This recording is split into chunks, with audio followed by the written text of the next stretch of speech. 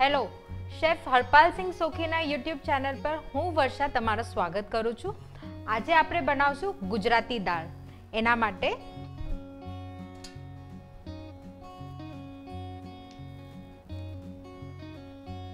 એક ચમચ ઘી,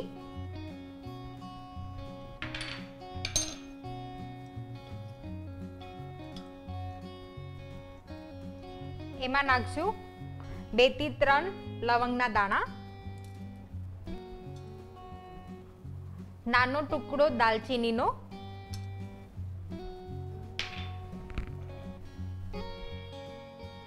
અડધી ટીસ્પૂન જીરું, અડધી ટીસ્પૂન રાઈ,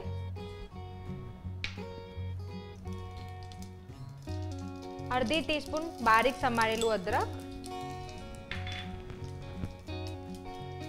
અડધી ટીસ્પૂન લસણ,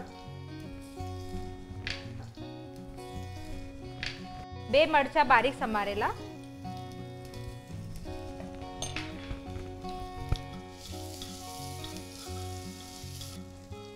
હવે આ બધી વસ્તુને આપણે 1 મિનિટ સુધી ચડવા દેશું. હવે આપણે આમાં નાખશું 1 કાંદો બારીક સમારેલો,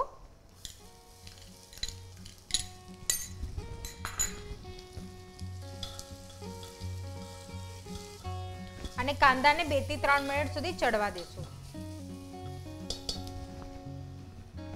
હવે આપણે આમાં નાખશું 1 ટમેટું બારીક સમારેલું,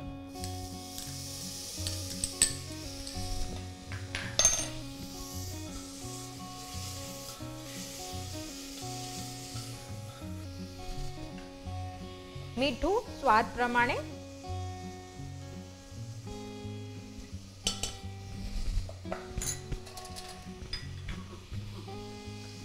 અડધી ચમચ લાલ મરચાંની ભૂકી,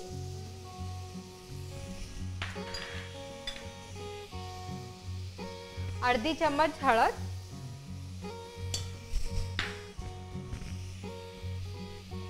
1 ચમચી ધાણા જીરુંનો પાવડર,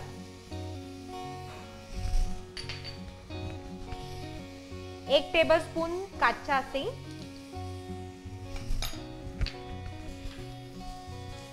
હવે આ બધી વસ્તુને આપણે મિક્સ કરી લેશું અને મસાલાને ચડવા દેશું.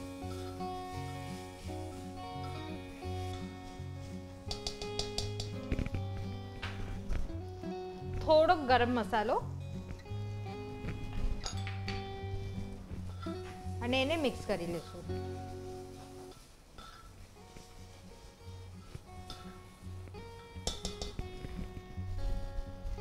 થોડુંક પાણી નાખશું અને મસાલાને ચડવા દેશું.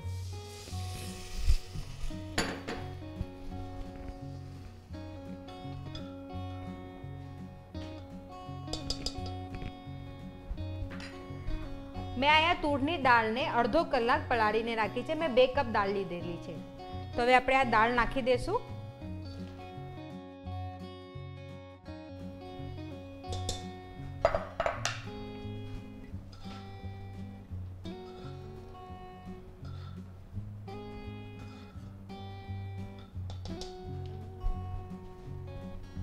અને 1.5 કપ જેટલું પાણી નાખી લે.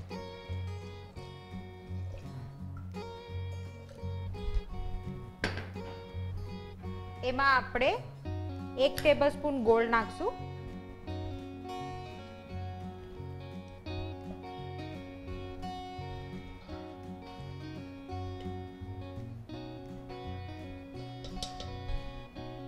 હવે આપણે આપણી દાળને ઢાંકીને 2 થી 3 સીટી સુધી ચડવા દઈશું.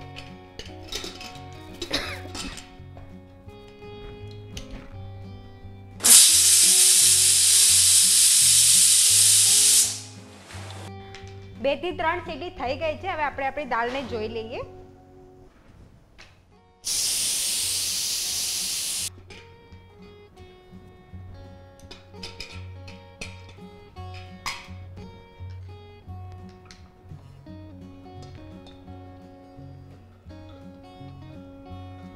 આપણી દાળ એકદમ ચડી ગઈ છે. હવે આપણે આમાં બારીક સમારેલી કોથમીર નાખશું.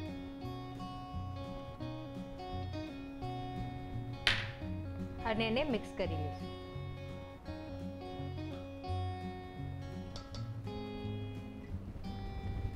આપણી દાળ રેડી છે. હવે આપણે એને પ્લેટ કરી લઈશું.